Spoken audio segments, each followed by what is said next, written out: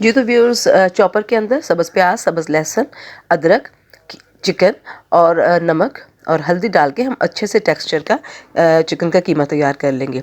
उसके बाद हम इसके बॉल्स बनाएंगे और बॉल्स बनाने के बाद हम इसको थोड़े से ऑयल में स्टिर फ्राई कर लेंगे।